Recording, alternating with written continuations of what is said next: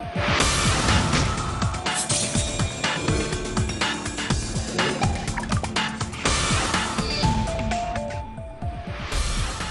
Telesur, I'm Cody Weddle in Caracas, Venezuela. Brazilian President Dilma Rousseff met with her top advisors today to discuss campaign strategies as she enters a runoff election set for late October.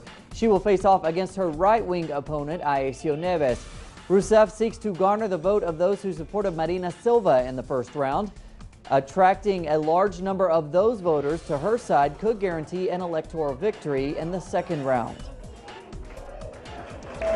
And we now go to Rio de Janeiro, where our special correspondent Stephanie Kennedy continues to follow these elections. Stephanie, good evening from Caracas. What do you have for us?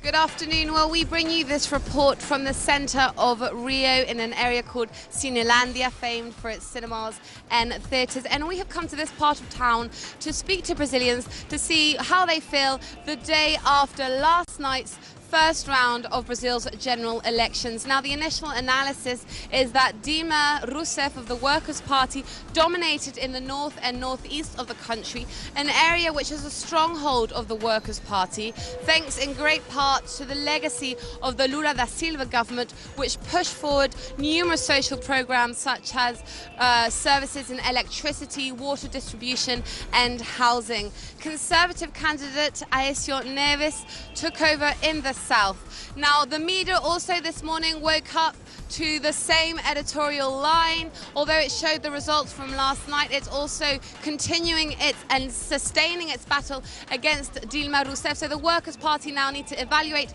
how they were pushed forward in their campaign. I'd like to leave you now with this report on some of Rio's first reactions to the election. I'm Stephanie Kennedy. This is Rio.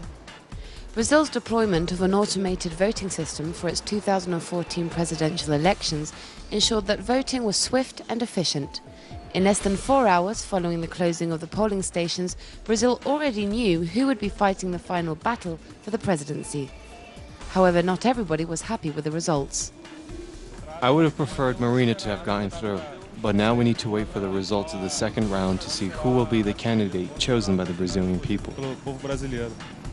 The elections were also marked by 29% of abstentions, null and blank votes, denting the margin of the Workers' Party's victory.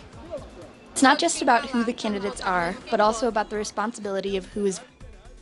According to Vito Gianotti, a journalist and leftist militant in Rio, powerful groups in the country, including the corporate media, continue to have an important influence over many sectors of society.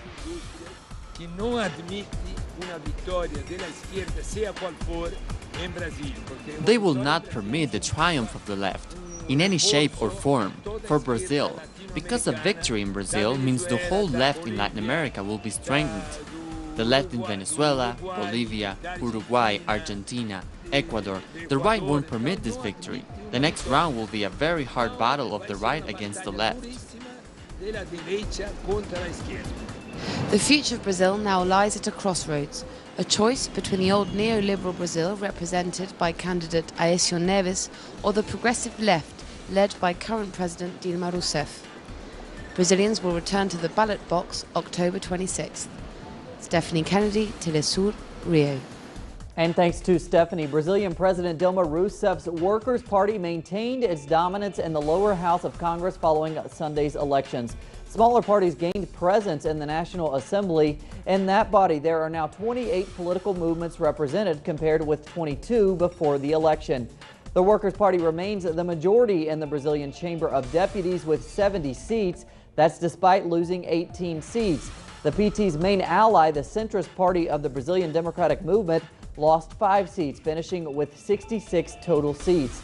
In the Senate, where 27 of the 81 seats were at stake, the PMDB preserved its majority with 18 seats, followed by the PT with 12. Both of the allies lost 1 seat. Bolivia is in the final stretch of its own presidential campaigns, with elections set for this Sunday. President Evo Morales concluded the final day of his electoral campaign activities in the city of Cochabamba, where he delivered a speech in front of thousands of supporters.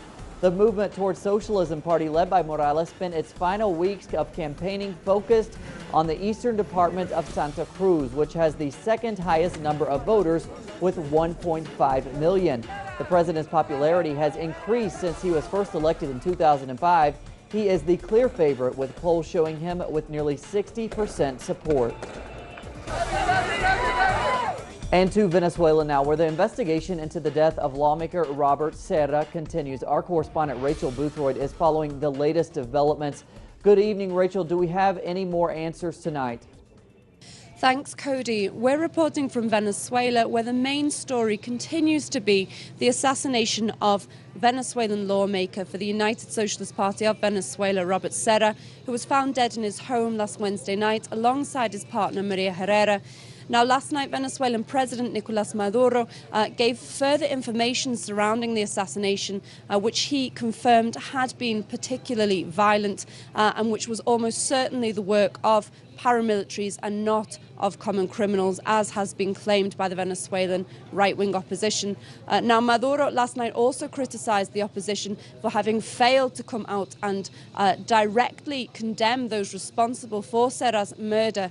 He also charged them with trying to impose what he described as ideological fascism in the country in view of their permissive attitude to acts of violence against the government and against government supporters over the past 14 years in Venezuela.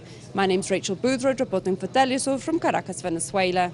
Rachel Boothroyd in our newsrooms tonight. Mexican President Enrique Peña Nieto today vowed to identify and punish those responsible for the disappearance of 43 students. The students went missing after a protest over job discrimination in the central state of Guerrero. Peña Nieto described the incident as shocking, painful, and unacceptable. Western-backed Ukrainian military forces have again violated the ceasefire in the region of Donetsk by shelling a residential area close to the airport. Preliminary reports say that one civilian was killed during the attack. The continuous violations have prompted France and Germany to monitor with drones the ceasefire between the Ukrainian army and rebels in the autonomous regions of Donetsk and Lugansk. The new NATO chief, Jens Stoltenberg, delivered what many have labeled contradictory statements today in Poland. He said the Western alliance should seek a more constructive relationship with Russia, while announcing NATO will increase its military presence in Eastern Europe.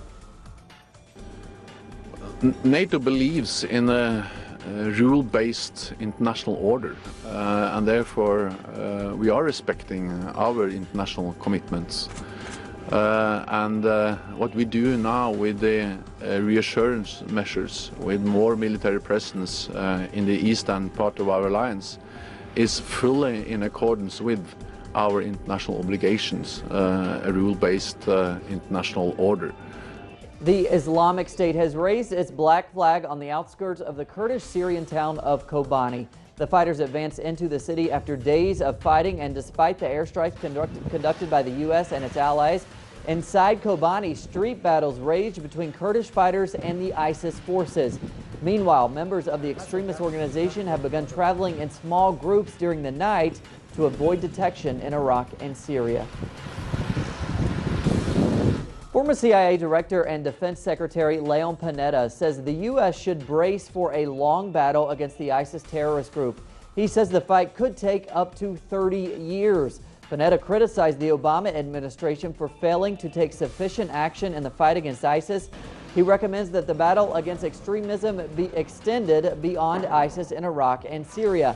The White House issued a statement on Monday which rejected the claims made by the former Pentagon chief.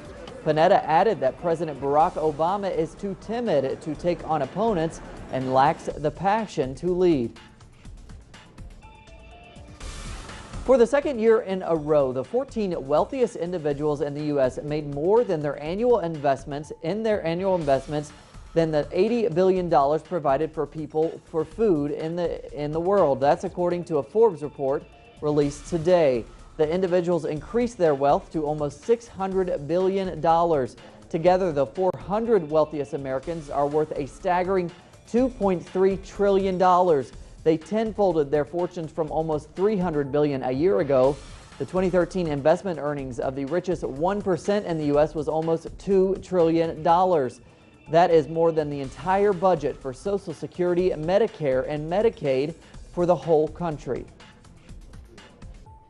British-American researcher John O'Keefe won the Nobel Medicine Prize on Monday, along with a Norwegian couple, May-Britt and Edvard Moser. They have solved a problem that has occupied philosophers and scientists for centuries. It concerns how the brain creates a map of the space around us. It really is the system which, in the same way that GPS allows you to locate yourself in an area or even on the surface of the Earth, and then to find your way to a desired location, it does exactly the same thing for the brain. It tells you where you are, it tells you where you go. Plenty more on those stories and others at our website, telesurtv.net/English. For Telesur English, I'm Cody Weddle. We'll see you right back here tomorrow.